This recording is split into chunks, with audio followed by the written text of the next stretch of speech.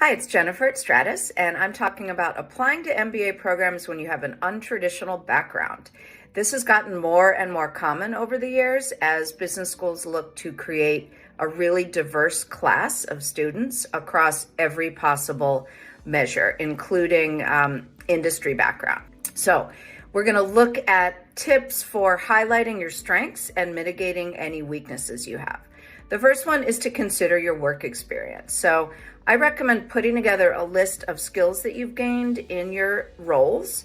And even though they might not seem on the surface to be related to business, there are probably skills that are relevant to an MBA program and then to your future roles. So things like collaborating in a team, project management skills would count for that. The next area to look at is your goals. So like all applicants, you're going to need to answer why MBA, why now, and why at X or Y school.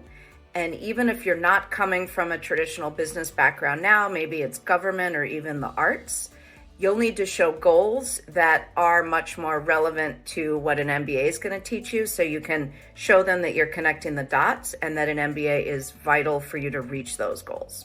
The next area to consider is your weaknesses. So in many cases, if you're coming from an untraditional background, that's going to be on the quantitative side. So you might want to take and retake the GRE or GMAT until you get a high enough score on that test on the quant side.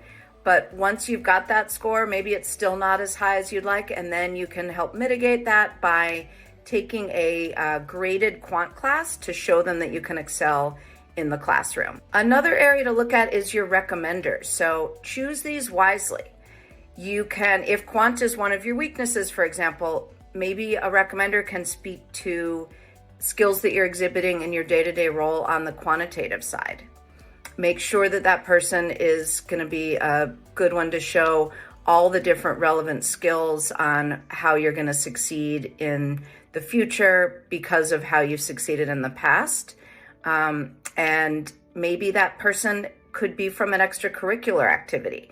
Maybe your second recommender is not from a job role, but from an extracurricular. So consider that, and maybe that recommender could show quantitative skills in your role there in case that's one of your weaknesses. And the last is school selection. So just make sure you're looking at the class profiles and how an untraditional applicant might fit in. Be sure to talk to students and alums to learn as much as you can about the programs.